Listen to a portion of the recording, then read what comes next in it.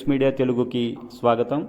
నేటి నుంచి అక్టోబర్ 15 వరకు ఓటు చోరీపై సంతకాల సేకరణ శ్రీకారం చుట్టిన ఏపీసీసీ సంతకాల సేకరణ ఉద్యమానికి రాష్ట్ర ప్రజానీకం పెద్ద ఎత్తున మద్దతు ఇవ్వాలని కోరిన ఏపీసీసీ చీఫ్ వైఎస్ షర్మిలారెడ్డి దేశ ప్రజల ఓటు హక్కు కాపాడటం కోసం పోరాటం చేయాల్సిన అవసరం వచ్చిందని, భారతదేశ రాజ్యాంగం మనకు ఓటు హక్కు కల్పించిందని, మన నాయకులు మనం ఎన్నుకునే స్వేచ్ఛ ఇచ్చిందని, ఓటు హక్కును కాపాడాల్సిన బాధ్యత ఎలక్షన్ కమిషన్ ఆఫ్ ఇండియాకు ఉందని, ఎన్నికలు స్వేచ్ఛగా నిష్పక్షపాతంగా ఈసీఐ నిర్వహించాలని, కానీ ఎన్నికల సంఘం ప్రధాని మోడీ చేతిలో బందీ అయిందని, CBI, ED, income tax, RBI, stock exchange లాంటి వ్యవస్థలు మోడీ గుప్పెట్లో బీజేపీ కోసం పనిచేస్తున్నాయని, ఎన్నికల సంఘం కూడా బీజేపీ కోసమే పనిచేస్తుందని, ఈ విషయాన్ని రాహుల్ గాంధీ దేశం ముందు బయటపెట్టారని, ఇది పచ్చి నిజమని, ఇది మన భారతదేశ ప్రజాస్వామ్యం యథార్థ అని రాహుల్ గాంధీ దేశం ముందు ఈసీఐ బండారాన్ని బయటపెట్టారని, కర్ణాటకలోని మహాదేవపుర నియోజకవర్గానికి ఒక శాంపిల్గా తీసుకున్నారని, 1,00,000 దొంగ ఓట్లను నమోదు చేశారని, అన్ని దొంగ ఫోటోలు, దొంగ పేర్లు, దొంగ అడ్రస్లు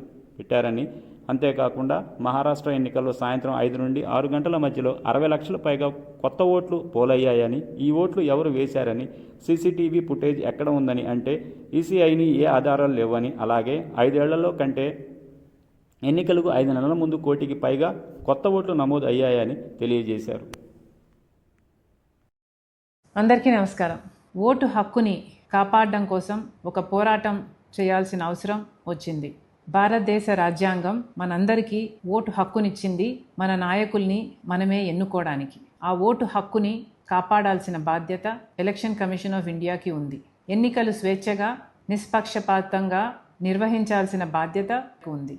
కానీ ఎలక్షన్ కమిషన్ ఆఫ్ ఇండియా ఈరోజు బీజేపీ మోడీ గారి చేతిలో బందీ అయ్యింది.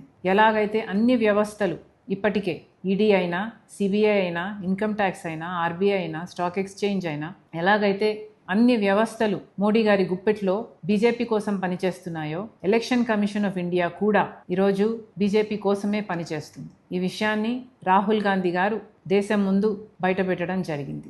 ఇది పచ్చి నిజం, ఇది మన భారతదేశ ప్రజాస్వామ్య యథార్థత అని రాహుల్ గాంధీ గారు దేశం ముందు ఈసీఐ బండారం బయటపెట్టారు.